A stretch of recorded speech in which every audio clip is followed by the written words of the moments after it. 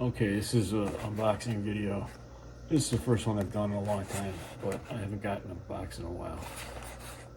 This one came from Belgium, which is a little weird because these are made in Connecticut, I believe. But anyway, the price was really good, and it says JWC on it. I don't know what that is, but I got it on eBay, and it came from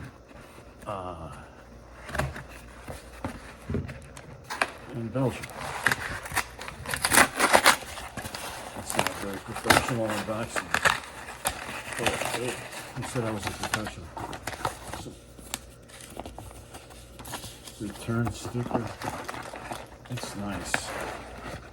That's a professional eBayer when they send you a return sticker with it. Look at this. I'm not sure what this is, but it's some kind of, perhaps it's a tool. Yeah, of course it's some kind of tool. I don't know. I never got a watch or a tool before. Oh, this is sealed in plastic. It is brand new. So yeah, Timex,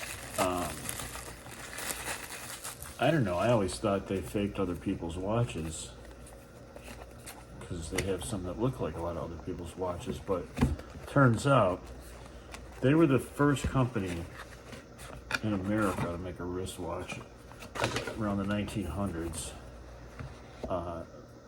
So military people could coordinate attacks and so forth.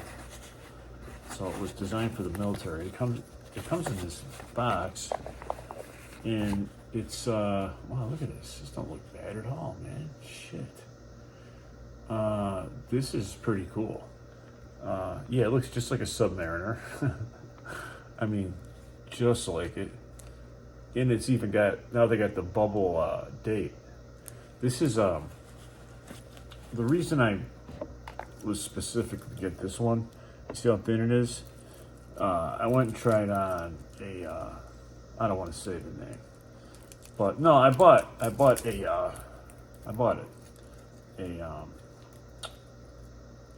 Invicta, which looks the same in the picture, except with the automatic movement, it's like this thick. The regular Seiko automatic movement, I know they sell millions of them. I don't like it. Like this is the Seiko I normally wear. It's from the 90s. It's old school, and I like that. I don't like the newer looking giant watches, but I like watching unboxing videos. I had a feeling that I wasn't going to like this. I wasn't going to wear it, and I was definitely going to send it back, and I'm definitely not going to do that. I mean, it's not a monster. I could wear this with, a blue sport coat and a striped tie, and nobody would think. And the cool thing about this is, the only person that would look at this long enough and get close enough to read the label would be a man. A woman would never get caught. A man would, a dumb one. But traditionally, men won't stare down your watch. They'll notice it, recognize it, and assume. And this one's definitely something of a, what? I paid $100 for this, and it looks identical to a $8,000 watch. And it feels comfortable on my wrist, which is interesting. Well, I'm going to take all the plastic off it and size it a little better. And I'm really grateful that I'm sorry for not showing the watch. That's so stupid of me. I'm really grateful for buying this. Yeah, it's awesome as hell.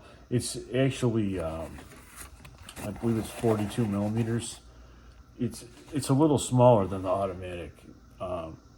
They call it a mid-size, even though this was the. See, I'm from the 80s, so this is what a big watch looked like back then. These giant, colossal watches these young guys wear. I don't know what that's all about, but this is for me for sure. And out of every, I don't know. I got another one coming from some made by Seiko, so we'll see how that one looks. But I got a funny feeling. Hey, Timex takes a lick and it keeps on ticking. It's an American company, man. I mean, why would you even? It doesn't make any sense to. No offense, I own a Rolex. It doesn't make any sense to me anymore. It just doesn't. I mean, why not get this for $100 and buy Bitcoin with the rest of it or something? I don't know. Feed the homeless. Donate it to your local Boy Scout troop. Don't I look cool as all hell with this thing? I look like a total player, man. Picture me, like, total player. Thank you very much.